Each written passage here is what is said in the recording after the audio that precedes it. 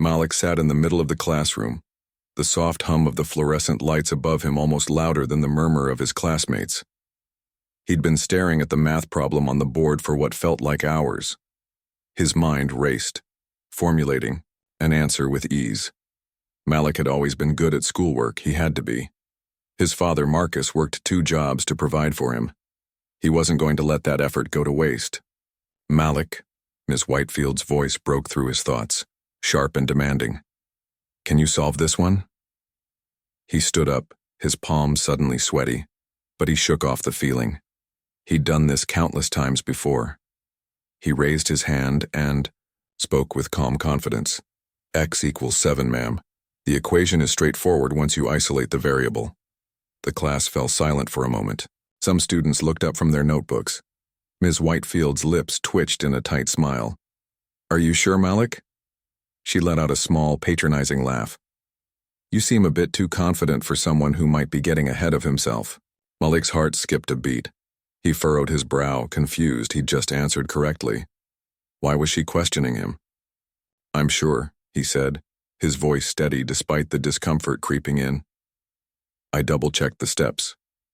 Ms. Whitefield's eyes narrowed. She glanced at the board as if looking for a flaw but found none. Still her gaze lingered on Malik, longer than necessary. Too confident, she repeated, her voice now dripping with disdain. Sometimes people who think they know it all end up embarrassing themselves. Malik felt the sting of her words like a slap to the face. He lowered his gaze to his desk, trying to mask the heat rising in his chest. The whispers began. That's just Malik being Malik, one of the white students muttered. Yeah, he always thinks he knows everything, another added, a bit too loudly. Malik gritted his teeth, but he kept his composure. He knew that if he said anything, he'd be labeled the angry black kid, the one who couldn't take criticism. He bit his lip and sat down, feeling the familiar weight of his classmates' eyes on him. Thank you, Malik, Ms. Whitefield said, her tone still dismissive. Let's move on, shall we? The rest of the class proceeded without incident, but Malik couldn't shake the feeling that something was off. He had answered the question correctly, but her words hung in the air, an invisible weight he couldn't escape. Over the next few weeks, the tension between Malik and Ms. Whitefield only grew. Every time he raised his hand, there was a slight hesitation in her eyes. Her smile seemed more forced, and the compliments she gave to others never seemed to reach Malik. His classmates began to notice too, but no one spoke up. They all knew better than to challenge Ms. Whitefield. One afternoon, Malik handed in a history project he'd spent weeks perfecting. It was about the Harlem Renaissance. His father had told him stories about that time, how people like Langston Hughes fought for their place in history, despite the world telling them they didn't belong. Malik poured his heart into the project, making sure it was perfect. He hoped this would be the moment Ms. Whitefield would see him for who he truly was, not just the kid who sat in the back of the class trying not to be noticed. When Ms. Whitefield handed back the projects the next day, Malik's heart sank. His paper was covered in red ink, more than any of the other students. It wasn't just the minor critiques. His project had been graded harshly, much worse than the others, even those who had done far less work. Malik, Ms. Whitefield said, her voice sharp as she addressed the class, I don't think you understand the gravity of the Harlem Renaissance. You missed key points and misinterpreted the historical context. This paper lacks depth. Malik clenched his fists under the desk, fighting the urge to shout. He had worked so hard on that project. He had even spent hours at the library, researching and rereading his work until he was sure it was perfect. Are you saying I didn't understand it? Malik asked, his voice low but steady. Ms. Whitefield raised an eyebrow. Perhaps you didn't fully grasp the scope of the topic. I'd expect better from you, Malik. A murmur went through the class. Malik could feel the weight of their eyes on him, some with pity, others with judgment. He knew what they were thinking. The kid who had to struggle just to be seen, just to be heard. But Malik was starting to realize something more terrifying than the sting of Ms. Whitefield's words. He wasn't just battling her. He was fighting the system itself. This was bigger than any one person. This was about being black in a world that never quite saw him as equal, no matter how much he tried to prove himself. After class, Malik gathered his papers slowly. His classmates filed out, chattering about their own work, but no one spoke to him. It was as if he wasn't there. Walking out into the hallway, Malik's mind raced. He thought of his dad, Marcus, how his father had been called lazy, unreliable, or worse, just because he was black. Malik had watched his dad struggle every day to provide for him despite the way people looked at him, despite the way they treated him. Maybe that's what they expect from me, Malik whispered to himself. To just keep my head down, not ask for too much. But then he remembered something his father always said. You're never worthless, Malik, no matter what they tell you. Don't ever let them make you believe that. Malik paused in the middle of the hallway, the words echoing in his mind. He felt the weight of them, but also the strength. His father had lived through the same struggles, had faced the same prejudices, and yet, he'd never given up. Malik didn't know if he was ready to fight yet, but he knew something had to change.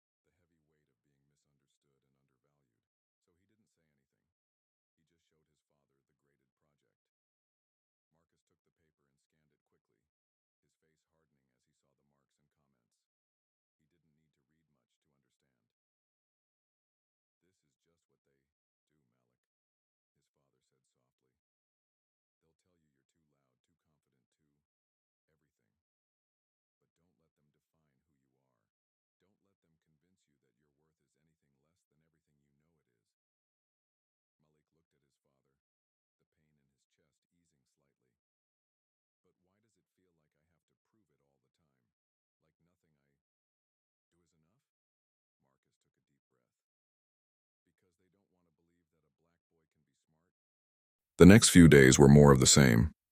Every answer Malik gave seemed to be criticized. Every word he spoke was analyzed, deconstructed, and found wanting. He began to feel like an outsider in his own classroom, like a spectator to his own life.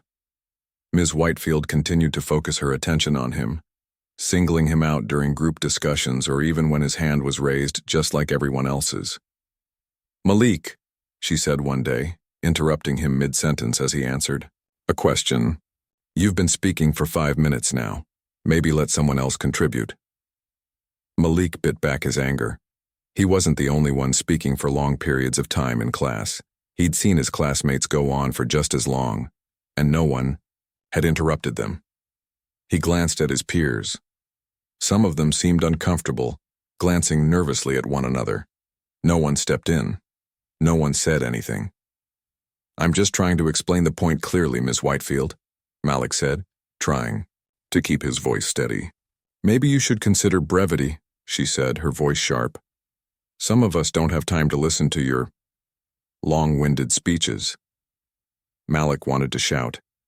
He wanted to tell her what she was really saying, that he didn't belong, that his voice was too loud for a space where white voices were still considered the norm, but he didn't. Instead, he sat back down, trying to focus on his notes, trying to keep his mind from spiraling. His classmates, many of them white, exchanged glances. They looked away quickly when Malik caught their eyes. Some seemed guilty, but no one said a word. Not a single one of them spoke up for him. It hurt more than Malik could put into words. The silence, the lack of support, made the sting of Ms. Whitefield's words even sharper. Every time she dismissed him, it felt like she was erasing him from the story of his own education. Later that day, Malik sat in the library trying to focus on his homework, but the weight of everything that had happened that week, was too much. The words of his teacher, the silence from his classmates, the unspoken expectation that he was to remain invisible. Everything combined to make his head feel like it might explode. His mind kept going back to his dad's words. "Don't let them define you." But it was harder than his father made it seem. It felt like everything was conspiring against him, from the microaggressions in class to the way people would look at him when he spoke up. Every time he tried to stand out, to be seen for who he truly was, he was pushed back down. He wanted to talk to someone, anyone, about what he was going through.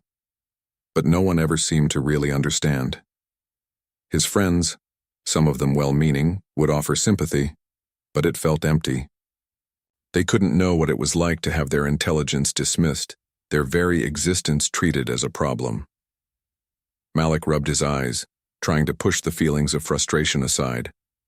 But it wasn't working. Just then, he heard footsteps approaching. He looked up to see a familiar face, his friend Amir. Amir was always the quiet one, the one who kept his head down and didn't draw attention. But today, he looked a little different. He had an odd expression on his face, almost as if he was unsure whether to approach Malik. "Hey," Amir said quietly, sitting down next to Malik. Malik didn't say anything at first. He wasn't sure what Amir wanted to say. The weight of the day had made him wary of conversations he didn't expect. "You okay?" Amir asked after a long pause. Malik sighed, setting his homework aside. "I don't know, man. It's hard. Every time I open my mouth, it feels like she's waiting for me to mess up." "Ms. Whitefield?" Amir asked, his voice low. Malik nodded. "Yeah, she won't let me be. Every time I speak, it's like she's just looking for something to criticize." Amir seemed to consider this for a moment. "You think it's because you're black?" Malik paused, surprised by the question. He'd never put it into words, but It was exactly what he'd been feeling. I don't know, Malik said slowly, but it sure feels that way. I feel like I can't do anything right, no matter how hard I try. Amir didn't respond right away, and Malik wasn't sure if he was just thinking or if he didn't know what to say. But after a moment, Amir spoke. Here's the next part, where Malik continues to struggle with the weight of Ms. Whitefield's biases and begins to confront his own self-doubt more deeply. Days passed, and Malik found himself sinking further into his own thoughts. The school. Day started feeling like a routine of disappointment and isolation. Every moment in class with Ms. Whitefield felt like a new test of his resilience, and with each passing day, he wondered just how much more he could take. It wasn't just Ms. Whitefield anymore. It was everyone around him. The classmates who used to be friendly now barely looked him in the eye. Those who had spoken to him in the hallways now crossed to the other side when they saw him coming. The whispers had become harder to ignore, and though he couldn't make out the words, he could always feel the weight of their gazes. "Hey, Malik," one of the boys in class, Jason, said one afternoon, his voice carrying a tone that was almost too casual to be friendly. "You know, you really should tone it down a bit. People are starting to talk. You don't want to make everyone uncomfortable, right?" Malik's chest tightened at the words, his fists clenching under the desk as he looked at Jason, who now had his arms crossed and an awkward grin on his face. "Make them uncomfortable?"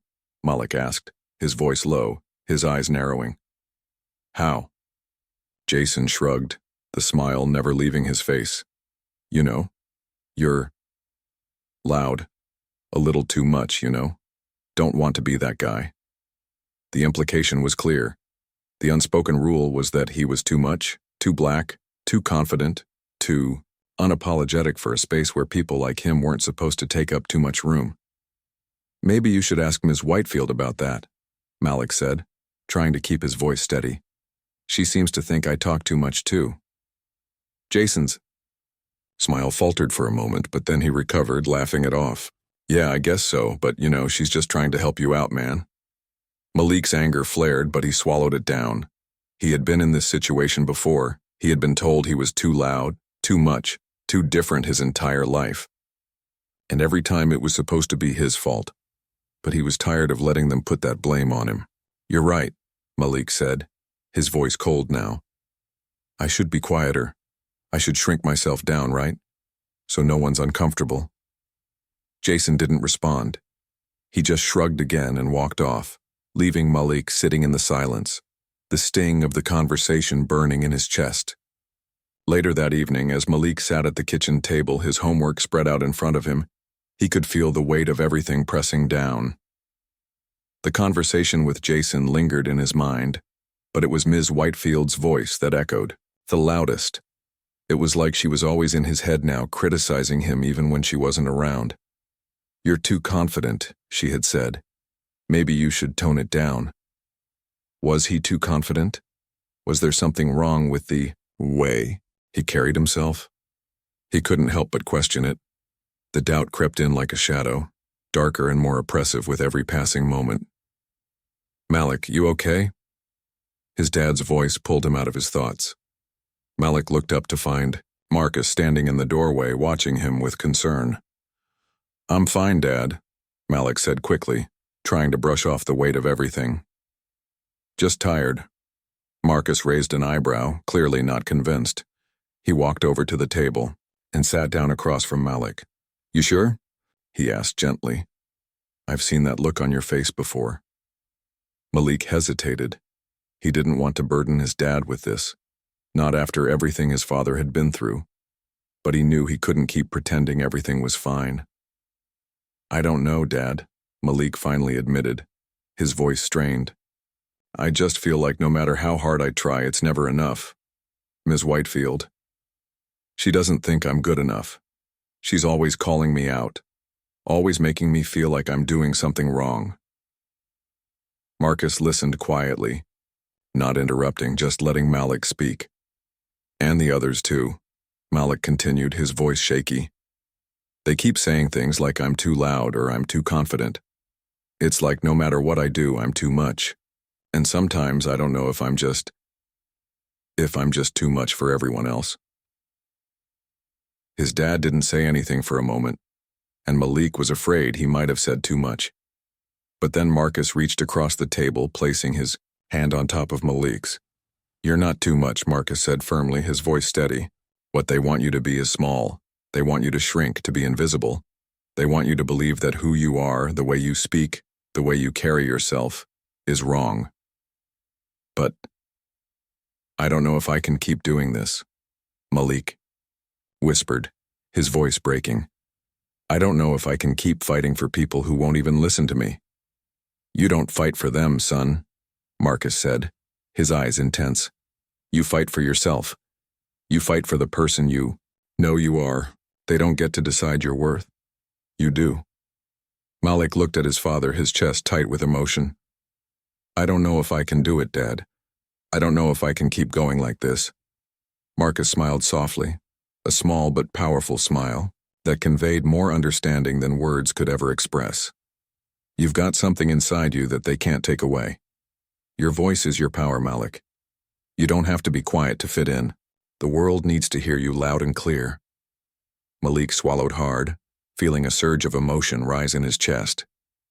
His dad's words had always been the thing that kept him grounded, but tonight, they felt like a lifeline. "I'll keep going. Dad," Malik said, his voice steadier now. "I'll keep fighting." The next day, Malik walked into school with a new resolve. He couldn't let Ms. Whitefield's bias or Jason's condescending words define him anymore. He couldn't keep shrinking, couldn't keep hiding. His father had given him the strength to see that. It wasn't just about proving them wrong. It was about proving to himself that he could rise above the weight they tried to place on him. But as he walked into class, the same weight hung in the air. Ms. Whitefield was already there, standing in front of the class, her eyes scanning the room. When her gaze landed on Malik, she paused for a moment, just long enough for him to feel the familiar tension. He could feel the judgment in her eyes, the quiet expectation that he would mess up, that he would disappoint her. But Malik wasn't going to give her that satisfaction. He stood tall, meeting her gaze. For the first time in a long time, he wasn't afraid. The weeks rolled on, and despite the emotional weight Malik carried every day, he didn't let it stop him. He buried himself in his schoolwork, using it as a means of escape, a way to prove to himself that he was more than the limitations others tried to place on him. Every late night he spent studying felt like a small act of defiance, a quiet protest against the judgment that lingered around him. Malik's grades were steadily improving, and his projects were exceptional. It wasn't just the effort he put into his work, it was the brilliance that shone through in every paper, every assignment. His teachers began to notice, some more than others. Some offered words of encouragement, but none stood out as much as Mr. Jensen, the history teacher, who had always shown Malik a quiet respect. "You're doing well, Malik," Mr. Jensen said one day after class, handing him back an essay he'd written on historical injustice. "Your work shows a depth of understanding that most students in this class don't have. Keep it up." Malik nodded, a small smile playing at the corners of his lips. For once, he didn't feel like an outsider in the classroom. But no matter how hard he worked, no matter how much he proved himself, Ms. Whitefield's treatment of him never changed. If anything, it grew more apparent. Malik's classmates started to notice, too. They could see how she treated him differently. One day, after the class had completed a group project and presented their findings, Malik was feeling cautiously optimistic. He had put in hours of work, presenting ideas and concepts that clearly impressed most of his peers. Yet when the class ended and everyone began to leave, Ms. Whitefield stopped him at the door. "Malik," she said coolly, her voice sharp. "I need to speak with you for a moment." Malik's heart sank. He could already guess where this conversation was going, but he stood still, waiting for her to continue. "You did okay with the presentation," she started, though her tone was anything but approving. "But I'm concerned. It seems like you got a little help on this project, didn't you?" Malik blinked, taken aback. "I did the work myself, Ms. Whitefield. I don't need help." She looked him up and down, her expression unreadable. That's not what I heard, she said, her voice dripping with skepticism. A project like this. No one your age can do that on their own, especially someone like you. The words hit Malik like a slap, his stomach tightening with a mix of anger and disbelief. He opened his mouth, but nothing came out. His hands clenched into fists at his sides. I don't need help, he finally said, forcing the words through his clenched teeth. I did this by myself, and if you think otherwise, that's your problem. Ms. Whitefield looked at him, her lips curling into a tight smile. We'll see, she said. If you don't prove me wrong by the end of the semester, I'm afraid I'll have to report this to the administration. Malik stood there, his chest heaving, trying to contain the rush of emotions threatening to spill over. How many more times was he going to be accused of things he didn't do? How many more times would he be told that his accomplishments weren't his own? But he held his ground. He wasn't going to let her or anyone else diminish what he had earned. Later that evening, Malik sat at the kitchen table again. His homework spread out before him, but his mind was elsewhere. The conversation with Ms. Whitefield had only made him more determined, yet it had also planted a seed of doubt that had begun to grow within him. Why couldn't she just see his potential? Why was it so hard for her to accept that he could be successful on his own? Marcus walked into the kitchen holding a mug of coffee and saw the look on Malik's face. What's going on, son? He asked, sitting down across from him. Malik shook his head, not trusting his voice at first. He didn't want to worry his dad. But then he realized he couldn't keep it in. Not anymore. Ms. Whitefield, Malik began, his voice shaking slightly. She doesn't believe me. She thinks I'm cheating, that I couldn't have done my project by myself, and she said I'd never make it unless I proved her wrong. Marcus was silent for a moment, and then he exhaled slowly. What do you think, Malik? Do you feel like you need to prove anything to her? No, Malik said quickly, his voice firm. I don't need to prove anything to her. I'm not doing this for her. I'm doing it for me. That's right, Marcus said, his voice steady and calm. But sometimes you have to prove things to yourself too. You have to remind yourself that you're worthy of every bit of success that comes your way. Malik nodded, a mix of emotions stirring inside him. But how do I keep going when it feels like the world is set up to make me fail? Marcus leaned forward, his eyes locking onto Malik's. You keep going because you know who you are. You know your worth. And when they doubt you, when they try to tell you that you're not enough, you stand taller, Malik. You don't let their doubts become yours. Malik sat back in his chair, feeling the weight of his father's words sink in. He wasn't just fighting for a grade. He was fighting for his dignity, for his future, for everything his father had worked for, everything he had instilled in him. I will keep going, Dad, Malik said, his voice stronger now. I won't let them stop me. The following week, the tension between Malik and Ms. Whitefield grew. Every interaction was strained. Every word she said to him felt more like a challenge than a lesson. She continued to dismiss his brilliance, refusing to acknowledge the hard work he put into his studies. But Malik refused to back down. Then came the day of the final project submission, the one Ms. Whitefield had been scrutinizing him over. Malik had put in everything he had. He had poured his heart into it, knowing this would be the moment where he could prove once and for all that his brilliance wasn't something that could be dismissed. But as he handed the project in, he couldn't shake the feeling that she was already judging him before she even looked at it. The next morning, Malik arrived early to class, his stomach in knots. He couldn't shake the feeling that today would be the day that would decide everything. His project was in her hands now, and he had done everything he could to make it his best work. But he couldn't stop thinking about how Ms. Whitefield would respond. Would she finally recognize his potential, or would she dismiss him again? As students trickled into the classroom, Malik found a seat near the back. He tried to focus on the task at hand.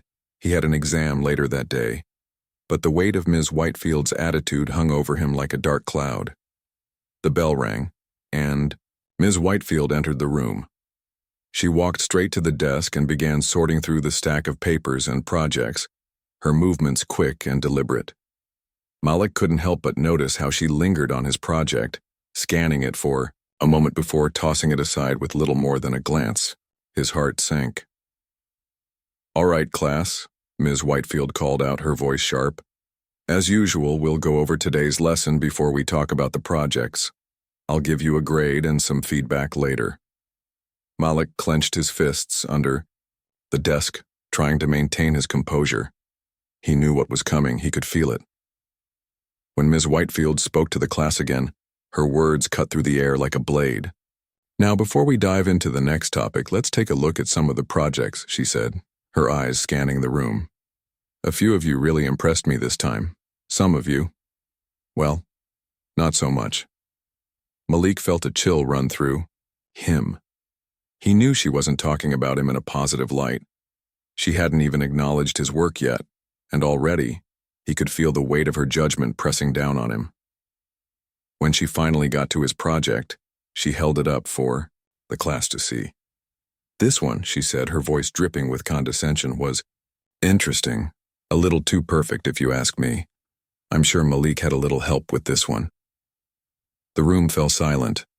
Malik's stomach twisted, and his face burned with embarrassment. His peers shifted uncomfortably in their seats, their eyes flicking from him to Ms. Whitefield. Some of them seemed to agree with her, while others avoided making eye contact. Malik felt like he was on display, his hard work reduced to nothing more than an accusation. "I did the work myself," Malik said, his voice shaking despite his best efforts to remain calm. "I didn't get help from anyone." Ms. Whitefield's eyes narrowed. "Well, Malik," she said slowly, her tone dripping with skepticism, "I find that hard to believe. We'll just have to see how the rest of your grades pan out, won't we?"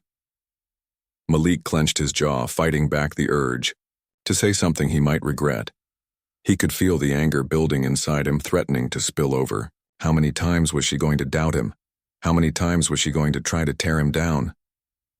But he couldn't let her see how much she was affecting him. He had worked too hard to let her words control him now.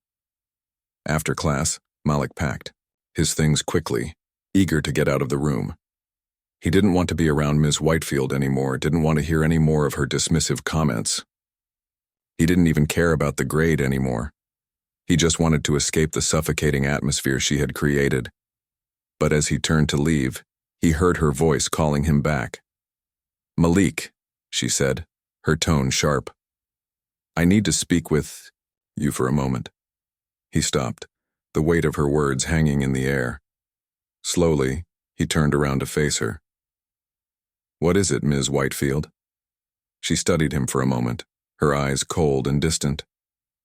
"I'm not sure what you think you're trying to prove here, but I don't think you're ready for the opportunities you're trying to chase. You think you can just breeze through this, but you're not as smart as you think you are." Malik felt his heart race, his breath catching in his throat. "You don't know me," he said, his voice low and steady. "You don't know what I've been through." For a moment, there was silence between them.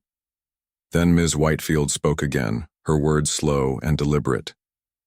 "You'll never make it in the real world," she said, her voice almost a whisper. "People like you never do." Malik's blood ran cold.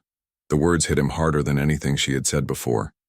She wasn't just dismissing him as a student, she was telling him that he, as a black boy, didn't have a place in the future. His hands were shaking now, but he didn't let it show. Instead, he lifted his chin, locking eyes with her.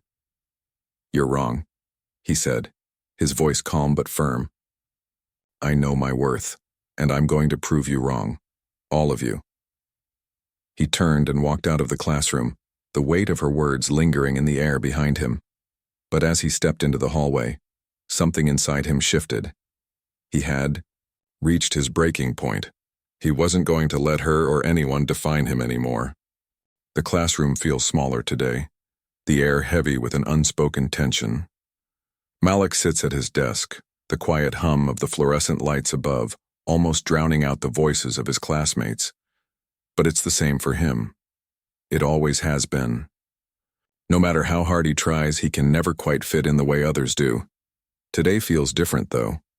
His project, his best work, was handed in yesterday. It wasn't just an assignment to him.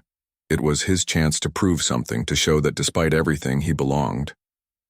But as the days pass, the dread builds. His classmates are buzzing about the project, eager for Ms. Whitefield's praise. Malik tries to ignore the whispers, but every one of them stabs at him. He feels like everyone knows he's destined for failure, as if his very presence in this classroom is an inconvenience to some. And then, it happens. Ms. Whitefield calls on him to present his project in front of the class. He rises, heart pounding, his palms sweating. The eyes of the room follow him, some with curiosity, some with suspicion. He sets his work on the desk, barely able to make eye contact with the class, but he speaks, his voice steady. He explains his research, the thought he put into every detail, the countless hours he spent perfecting the project. For a moment, everything seems to pause, and he dares to believe that maybe, just maybe, they see him as something more than just the stereotype they've been told about him. Ms. Whitefield watches him closely, her eyes narrowing. When he finishes, she doesn't respond immediately. The silence stretches on for too long. Then, it happens. Malik, this project... Her voice cuts through the air, sharp and dismissive. It's too polished, too perfect. You couldn't have done this all on your own. The words hit Malik like a slap, his body freezing in place. The murmurs around him grow louder, but the room fades away. What do you mean, Ms. Whitefield? Malik asks, struggling to keep his voice from trembling. She doesn't even look at him as she speaks. I mean, I don't believe that a student like you could produce work of this caliber without some sort of assistance. Her words drip with condescension. You're probably getting help from someone, maybe even cheating. A black kid like you wouldn't know how to achieve this on your own. Malik's heart sinks. The blood rushes to his ears, drowning out the noise of the classroom.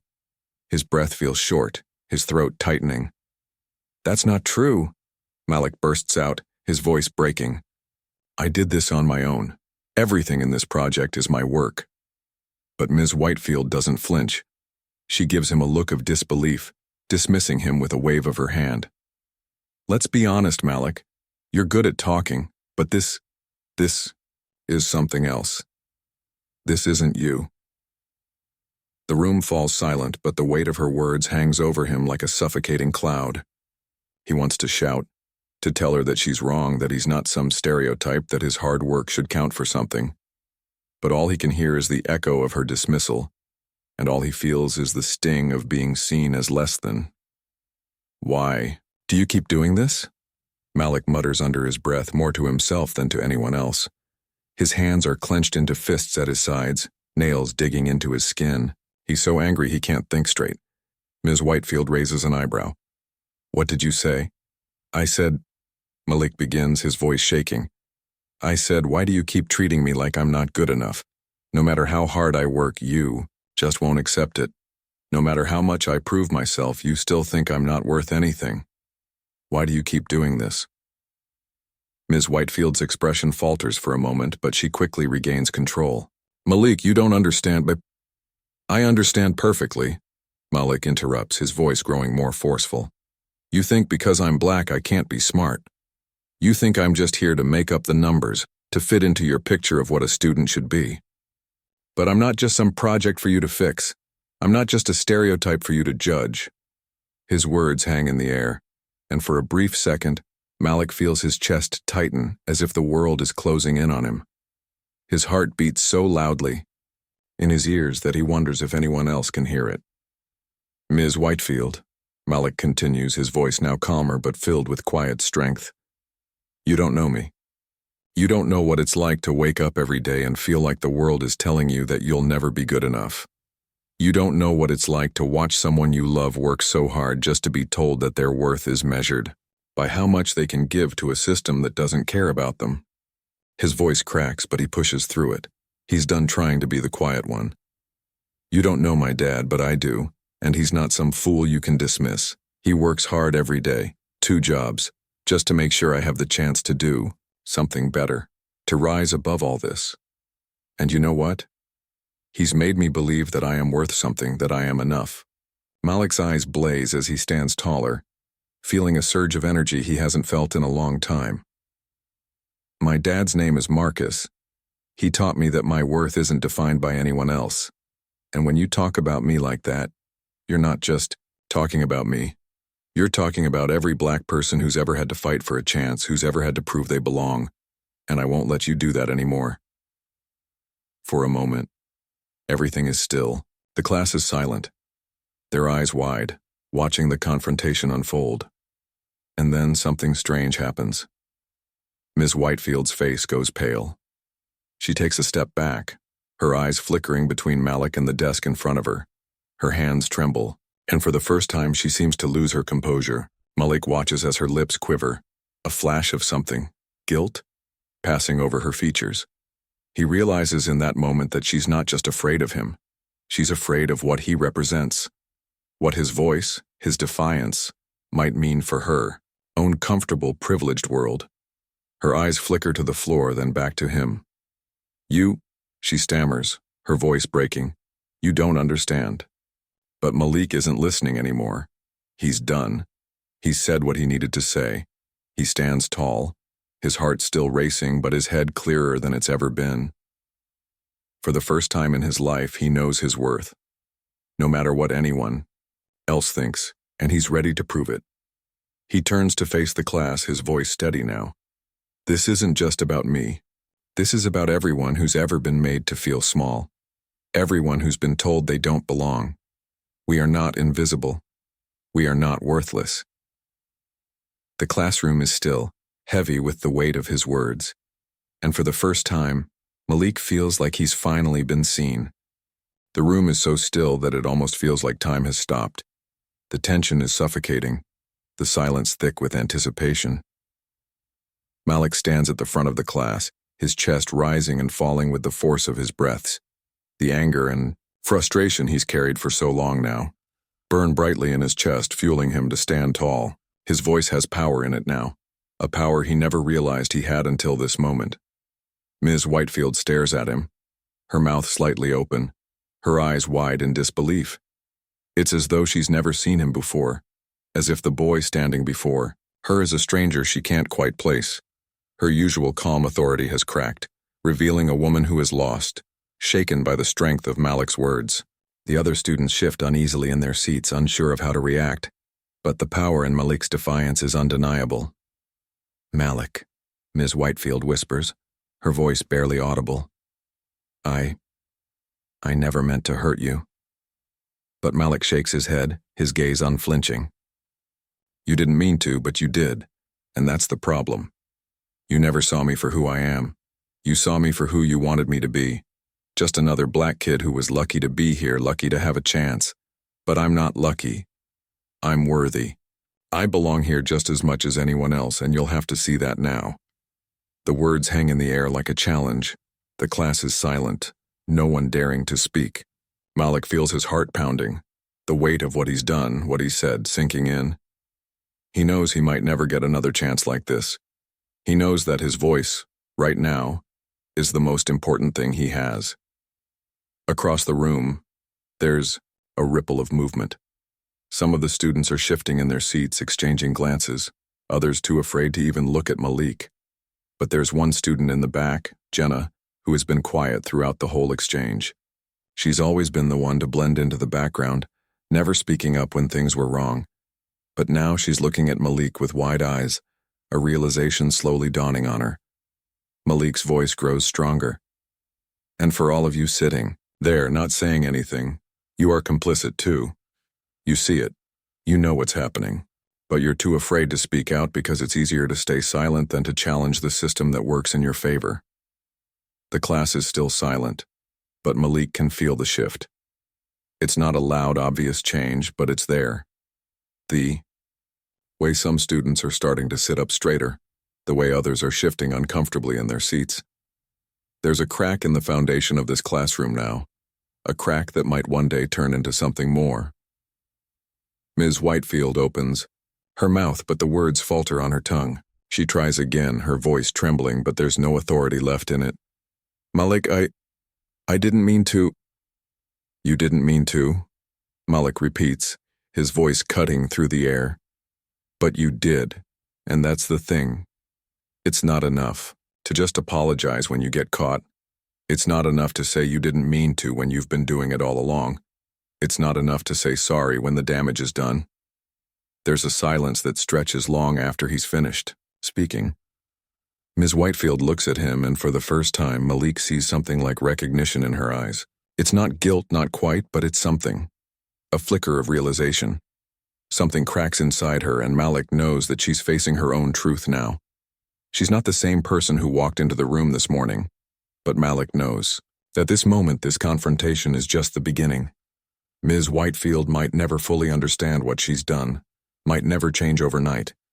But what matters now is that she's seen, and that's more than she ever offered Malik. The bell rings loud and sudden, breaking the silence that has hung over the room like a heavy fog. Students begin to stand, grabbing their things, still processing what they've just witnessed. No one speaks, but some linger behind, not moving as quickly as they usually do. Malik feels the weight of the eyes on him, some filled with admiration, others with guilt, others still with confusion. But then, as Malik turns to leave the classroom, Jenna speaks up. Malik, she calls out softly, her voice tentative, unsure. I'm sorry. For not saying anything before. For not seeing it. Malik pauses, his back to her, but he doesn't turn around. He knows it's not her fault. He knows it's not her battle to fight alone. But hearing those words, seeing her finally open her eyes, gives him a sense of hope he didn't have before. He turns just enough to look at her, his expression softening. You're not the only one, Jenna. You're not the only one. And with that, he walks out of the classroom, leaving behind a room full of students who will never look at him or themselves the same way again. The classroom is almost empty, the bell signaling the end of the day, leaving an air of quiet reflection in its wake. Ms. Whitefield stands at the front, her hands trembling slightly as she gathers her papers. The room feels different now, not just because the students have left, but because something inside her has shifted, something she hadn't wanted to acknowledge for so long. She leans against her desk, staring at the empty chairs where Malik had stood just moments ago. His words echo in her mind, looping over and over. You didn't mean to, but you did. And that's the problem. It's a painful truth, one she spent her entire career avoiding. She has always prided herself on being a good teacher, someone who treats everyone fairly, someone who sees each student as an individual. But in Malik, she sees something different. A boy who challenges the very notions of who he is supposed to be, and in doing so, challenges everything she thought she knew about herself. There's a knock at the door. It's a soft sound, almost tentative. Ms. Whitefield looks up to see the principal, Mr. Daniels, standing in the doorway. His expression is unreadable, but the tension in the air is palpable. Ms. Whitefield, he begins, his voice measured. Can we talk? She nods, swallowing hard. This conversation has been inevitable since the moment Malik spoke up. She knows what's coming. She can feel it in her bones. Mr. Daniels steps into the room, closing the door gently behind him. He doesn't sit, instead opting to stand across from her, his arms crossed. He looks at her with a kind of exhaustion in his eyes, like he's been dealing with this for far too long. I've had several reports, Ms. Whitefield, about your conduct. In class today and over the past few weeks, students have raised concerns about how you've been treating Malik. I need you to explain what happened. Ms. Whitefield takes a deep breath, her throat tight with emotion. She opens her mouth to speak, but no words come out at first. How does she explain something that even she can't fully understand? How does she justify her actions when deep down she knows there is no excuse? She begins, her voice shaky. I didn't realize. I thought I was just trying to push him to be better. But I see now that I hurt him, and I didn't even know I was doing. Mr. Daniels' gaze softens slightly, but he doesn't let up. The issue here, Ms. Whitefield, isn't that you tried to push him to do better. It's that you've been treating him as if he's lesser, as if he's incapable of achieving what others can. You've been undermining him because of his race, and that's something that can't be ignored. The words hit her like a punch to the stomach. She wants to argue, to explain herself, but she knows he's right. She has treated Malik differently, and it's been because of the biases she's carried without even realizing it. Deep down, she's always believed that certain students, particularly black students, had to work harder to prove themselves, but she's never questioned why she thought that way. Never stopped to consider that maybe her beliefs were flawed, harmful even. "I didn't mean to," she whispers, her voice barely above a breath. "I didn't know." Mr. Daniels watches her, carefully, his gaze piercing. "You didn't know, or you didn't want to know?" Her breath catches in her throat, the weight of his question settling over her like a shroud. It's not that she didn't know, it's that she never took the time to truly understand. She never saw Malik for who he was, only for what she expected him to be. And in doing so, she let her own prejudices shape her treatment of him. Ms. Whitefield runs a hand through her hair, frustrated with herself. "I've been teaching for over 20 years. I should know better than this. I should have recognized it sooner." "You've been teaching, yes," Mr. Daniels says, his tone soft but firm. "But have you been learning? Have you been challenging yourself, challenging the things you think you know, the things you were taught to believe? Or have you been coasting along, using the same old ideas that get passed down without question?" The question hangs in the air, heavy and uncomfortable. Ms. Whitefield wants to argue, wants to defend herself, but she can't, because deep down she knows he's right. She's been complacent in her own ignorance. She's allowed her biases to go unchecked because it was easier that way, more comfortable. "I need to make it right," she says quietly, her voice trembling. "I need to find a way to make it right with Malik." Mr. Daniels nods, his expression serious. "You will. But it's not just about Malik. This is about understanding the bigger picture, about confronting your own biases and understanding the impact they have on your students. This isn't just a one-time apology. It's a commitment to change, to do better, to be better." Ms. Whitefield looks down at her hands, feeling the weight of everything. The following days felt like a blur for Malik. Each passing moment seemed to amplify the pressure mounting within him. It wasn't just Ms. Whitefield's words anymore. It was the collective weight of every unjust glance, every passing comment, and the subtle whispers that followed him wherever he went. He felt like the walls of the school were closing in on him. Despite his brilliance, despite the accomplishments he had achieved, none of it seemed to matter. His mother's absence was an unspoken hole in his life, but his father, Marcus, had always been his foundation. Even when Malik doubted himself, his father's wisdom guided him through the darkest of days. Marcus had always told him that it didn't matter how the world saw him. What mattered was how he saw himself. But Malik was starting to wonder if the world was always going to win. He had always been the quiet student, the one who raised his hand only when he knew the answer, who stayed in the background when the teacher was distracted with others. But now, with every attempt to engage, he felt as though he was being pushed back, silenced. And all the while, the girl sitting at the desk next to him, Kara, seemed to get away with everything. Her whispered complaints about the assignments being too hard were met with encouragement. Her loud remarks during lessons were deemed passionate, while Malik's were deemed distracting. The hypocrisy felt suffocating. It was one of those moments that had built up over time, a lesson on history.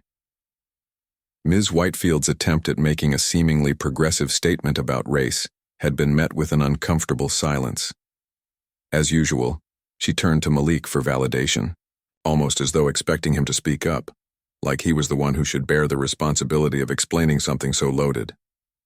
"Malik," she called, her tone heavy with expectancy. "What do you think about this topic? You're quite well-read for someone your age. Would you like to enlighten the class about your perspective on the historical significance of black leaders?" The question hung in the air for a moment, but the sting of Ms. Whitefield's approach was clear. She wasn't trying to create an open dialogue. She was placing him in the uncomfortable position of representing an entire race. Malik felt his palms begin to sweat, his heart racing. He could hear the others shifting in their seats, awaiting his response. But he didn't know how to answer, not because he didn't have an answer, but because it was the same question he had been asked countless times before, in countless different forms.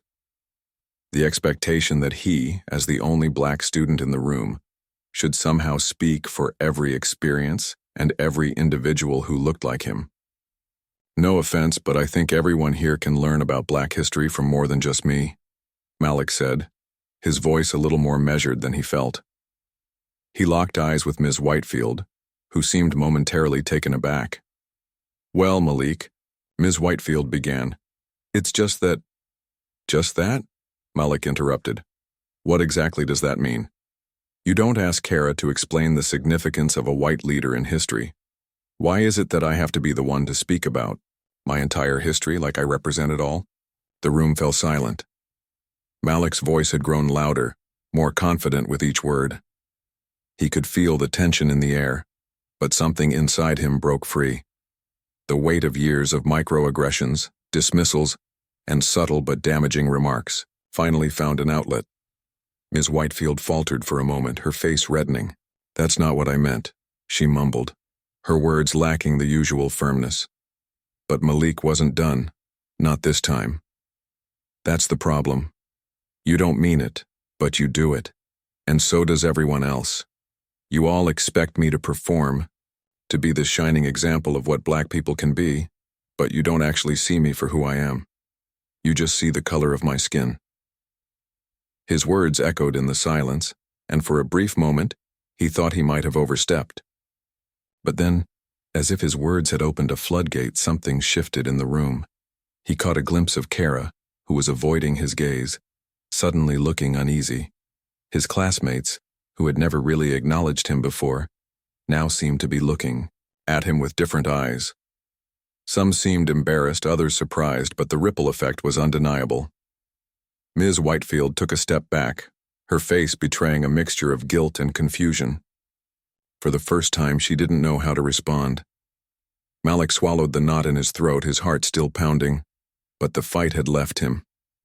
The satisfaction of speaking his truth was enough for now. I don't need to speak for anyone else, he added quietly. I'm speaking for myself.